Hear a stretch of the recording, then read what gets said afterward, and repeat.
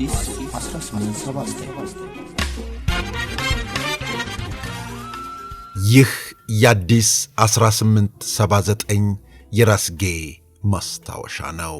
አባቱ በልጅነቱ ስለሞቱ እናቱ ናቸው ያሳደጉት። የእናቱን ቃል አጥብቆ ይሰማል። እርሳቸው አድርግ ያሉትን ያደርጋል፣ ፈጽም ያሉትን ይተገብራል። ሰውየው ጀግና ነው። የጀግና ጀግና ነበርም ሲሉ ያወድሱታል። ዘርአይ ድረስ ለጠላት የማይመለስ ተብሎም ተነግሮለታል። ዘርአይ ዓለማሽ የተባለች ወጣትን ወደደ። ዓለሜ ሲልም ይጠራት ጀመረ። ከጀግንነቱ በኋላ ጨዋታ ሁሉ ስለ ዓለማሽ ሆነ። እናት ግን ዘርአይ ድረስን ተቃወሙት። ፈጽሞ እርሷን ማግባት የለብህም ሲሉ ተከላከሉት። እናቱ የተከላከሉበት ምክንያት ደግሞ የሀብታም ልጅ አይደለችም ብለው ነበር።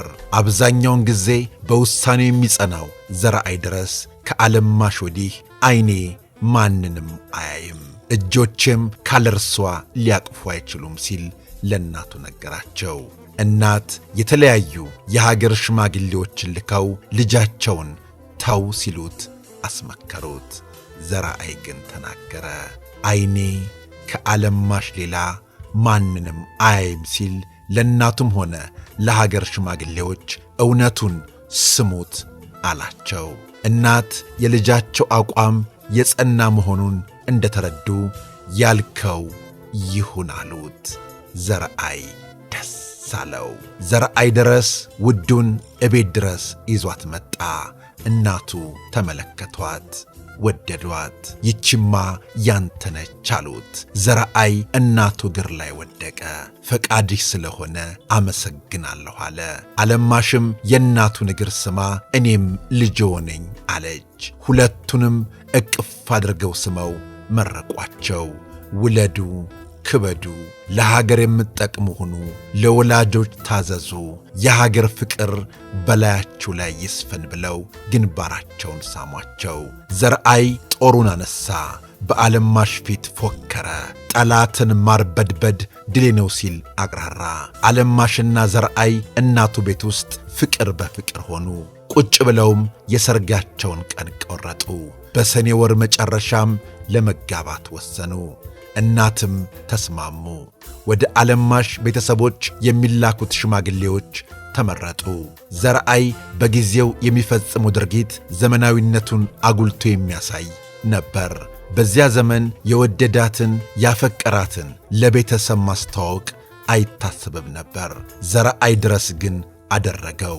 የሚወዳትን እቤት ድረስ ማምጣት በዚያ ዘመን ነውር ነበር። ዘርአይ ድረስ ግን ውዴ ያላትን ዓለማሽን እቤቱ አምጥቶ ጋበዛት። ፍቅሩንም ጠጅ እየጋበዘ ገለጸላት። ሊጋቡም ቀን ቆረጡ። ዘርአይ ድረስ በእናቱ ፊት ዓለማሽን እንዲህ አላት፣ ዓለሜ እስከ ሕይወቴ ፍጻሜ የተሰጠሽኝ ስጦታዬ አንቺ ነሽ አላት። ዓለማሽም መለሰች፣ ካላንተ ሕይወቴ ባዶ ነው አለችው። እቅፍ አደረጋት። ይህኔ እናት ተናገሩ፣ የፍቅር አምላክ በላያችሁ ላይ ይኑር ብለው መረቋቸው። ውድ የአዲስ 1879 አድማጮች፣ ልባችን ከፈቀደው ውስጣችን ከወደደው ሰው ጋር እንኑር። የሰዎችን ጣልቃ ገብነት ፈርተን የምንወደውን ሰው አርቀን ካልተቀበልነው ሰው ጋር መኖር ወደፊት ትልቅ ችግር ያመጣል። ሁሌም በፍቅር የታመንን እንሁን።